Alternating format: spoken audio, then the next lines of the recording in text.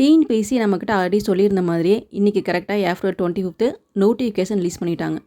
So நம்ம இதில் vacancies எவ்வளோ கொடுத்துருக்குறாங்க, ஏஜ் டீட்டெயில்ஸ் ப்ளஸ் மற்ற எல்லாத்தையும் பற்றி டீட்டெயிலாக பார்க்க போகிறோம். நீங்கள் வந்துட்டு குரூப் 4 பிகினராக இருக்கீங்க, இப்போ தான் அப்ளை பண்ண போகிறீங்க அப்படின்னா டிஎன்பிஎஸ்சி நோட்டிஃபிகேஷன் ஃபஸ்ட்டு ஃபுல்லாக ரீட் பண்ணி பாருங்கள். பார்த்துட்டு அப்ளை பண்ணுற ப்ராசஸ்லாம் பண்ணுங்கள். அப்ளை பண்ணுறவங்க லாஸ்ட் டேட் வரைக்கும் வெயிட் பண்ணாமல் ஒரு 1 வீக் முன்னாடி அப்ளை பண்ணி வச்சுருங்க. எப்பவுமே வந்துட்டு லாஸ்ட் வீக் வந்து சர்வர் கொஞ்சம் பிரச்சனையாக இருக்கும். அதே மாதிரி பிஎஸ்டிஎம் வச்சுருக்கவங்க வந்துட்டு பிஎஸ்டிஎம் அப்ளை பண்ணிடுங்க. பிஎஸ்டிஎம் இல்லாதவங்களும் சரி ஸ்கூலில் வந்துட்டு ஆன்லைன் பிஎஸ்டிஎம் அப்ளை பண்ணலாம். அப்ளை பண்ணி வாங்கிக்கோங்க. அப்படி இல்லாட்டினா வந்துட்டு ஸ்ட்ரைட்டாக ஸ்கூலுக்கு போய் கூட வாங்கலாம். ஸோ பிஎஸ்டிஎம் எப்படி அப்ளை பண்ணுங்க டீட்டெயிலாக தெரிஞ்சுக்கிட்டு பிஎஸ்டிஎம் வாங்க ட்ரை பண்ணுங்கள். ஒவ்வொரு கேட்டகரி வைஸ் வந்துட்டு எவ்வளோ வேகன்சி இருக்குங்கிறத நம்ம கொடுத்துருக்குறாங்க. டோட்டல் வேகன்சி வந்துட்டு 3950 பக்கத்தில் வருது. ஸோ இந்த வேகன்சிஸ் வந்து நமக்கு இன்க்ரீஸ் கூட ஆகலாம், குறைக்க மாட்டாங்க. கண்டிப்பாக வந்துட்டு ரிசல்ட் வரதுக்கு முன்னாடி இன்க்ரீஸ் பண்ணுவாங்க வேகன்சிஸ். ஸோ நீங்கள் யாரும் ஒரி பண்ணிக்க தேவையில்லை. கண்டிப்பாக 5000 வரைக்கும் வேகன்சிஸ் கொண்டு வந்துடுவாங்க. நீங்கள் வந்துட்டு டைப்ரைட்டிங் முடிச்சுட்டு டைப்ரைட்டர் கிளாஸ் சர்டிஃபிகேட் கையில் வச்சுருந்தீங்க அப்படின்னா அதுக்கான வேகன்சிஸ் எவ்வளோ இருக்குங்கிறத பார்த்துக்கோங்க. சிலருக்கு வந்து நான் விஏஓ தான் ஆகணும் அப்படின்னு நெய்ம் வச்சுருப்பீங்க. ஸோ அப்படி இருக்கவங்க வந்துட்டு விஏஓ வேகன்சி எவ்வளோங்கிறது பார்த்து வச்சுக்கோங்க. ஏன்னா உங்களுக்கு இப்போ அது மோட்டிவாக இருக்கும். ஒரு 300 வேகன்சி விஏஓக்கு இருக்குதுன்னா 300ல் ஒருத்தர் நம்ம வந்துடணும், கண்டிப்பாக ஜாப் வாங்கணும், அந்த மாதிரி ஃபிக்ஸ் பண்ணி வச்சுக்கோங்க. நீங்கள் வந்துட்டு ஃபாரஸ்ட் ஆஃபீஸருக்குள்ள சேர்த்து அப்ளை பண்ணிக்கலாம். ஸோ ஃபாரஸ்ட் ஆஃபீஸருக்கு வந்துட்டு சில குவாலிஃபிகேஷன்ஸ் இருக்குது.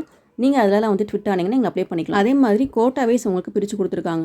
ஸ்போர்ட்ஸ் கோட்டாவில் வந்துட்டு யார் யார் வருவீங்க அப்படிங்கிறத பற்றி டீட்டெயிலாக கொடுத்துருக்காங்க.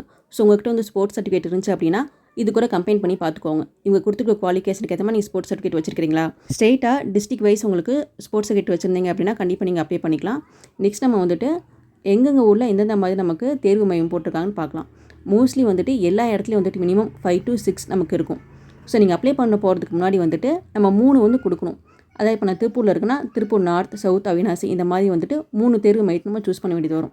ஸோ நீங்கள் அதுக்கு முன்னாடி வந்துட்டு உங்களோட டிஸ்ட்ரிக்டில் எத்தனை தேர்வு மையம் இருக்குங்கிறத பார்த்துக்கோங்க. உங்களுக்கு நியர்பை இருக்கிறது ஒன்று பண்ணி வச்சுட்டு அப்ளை பண்ணுறப்ப அந்த இதை மட்டும் கொடுத்துக்கோங்க.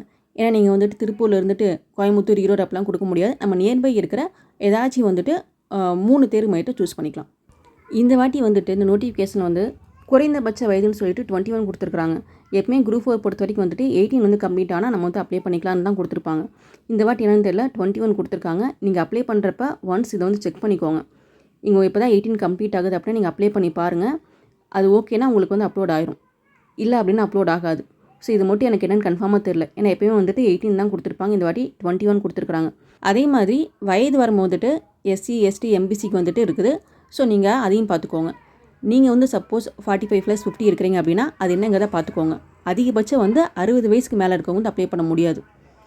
நீங்கள் அந்த எஸ்சி கேட்டகரியில் வந்தீங்க அப்படின்னா 60 வயசுக்கு மேலே அப்ளை பண்ண முடியாது. பிசியாக இருந்தால் உங்களுக்கு வயசு அது வந்து கம்மியாகும். ஸோ அந்த ஏஜ் கேட்டகரி ஃபுல்லாக உங்களுக்கு நோட்டிஃபிகேஷன் இருக்குது. நீங்கள் நோட்டிஃபிகேஷன் ஃபஸ்ட்டு எடுத்து வச்சுட்டு ஃபுல்லாக ரீட் பண்ணுங்கள். ரீட் பண்ணிவிட்டு நீங்கள் எல்லா கேட்டகரியும் நீங்கள் வந்துட்டு ஓகே ஆகிறீங்க அப்படின்னா அப்ளை பண்ணுங்கள். 24/5 வந்துட்டு அப்ளை பண்ணுறதுக்கான லாஸ்ட் டேட் வரைக்கும் வெயிட் பண்ணாதீங்க. முன்னாடி அப்ளை பண்ணிடுங்க. எக்ஸாம் வந்துட்டு நமக்கு 12/7/2025 வந்து எக்ஸாம் நடக்கும். ஸோ டேட்டை வந்து மறக்காமல் நோட் பண்ணி வச்சுக்கோங்க. அப்ளை பண்ண டிலே பண்ணிடாதீங்க. இன்னும் எக்ஸாம்ஸ்க்கு வந்து முழுசாக 2 மாதம் மட்டும் தான் கையில் இருக்குது. உங்கள்கிட்ட ஸ்கூல் புக் இல்லை, நீங்கள் அதர் சோர்ஸ் வந்து பார்த்துருக்கீங்க அப்படின்னா நான் வந்து டிஸ்கிரிப்ஷனில் வந்துட்டு ஆசான் புக் லிங்க்ஸ் கொடுக்குறேன். நான் ரீசெண்ட் இந்த புக் தான் யூஸ் பண்ணிகிட்டு இருக்கிறேன். ஸோ தமிழ் அண்ட் ஜிஎஸ்க்கு வந்துட்டு ரொம்பவே நல்லா இருக்குது. நம்ம சேனல் நான் ஆல்ரெடி வந்துட்டு புக் ரிவ்யூவும் கொடுத்துருக்கிறேன். ஸோ புக் வேணுங்கிறவங்க டிஸ்கிரிப்ஷன் லிங்க் இருக்குது, பர்ச்சேஸ் பண்ணிக்கோங்க. தேங்க்ஸ் ஃபார் வாட்சிங்.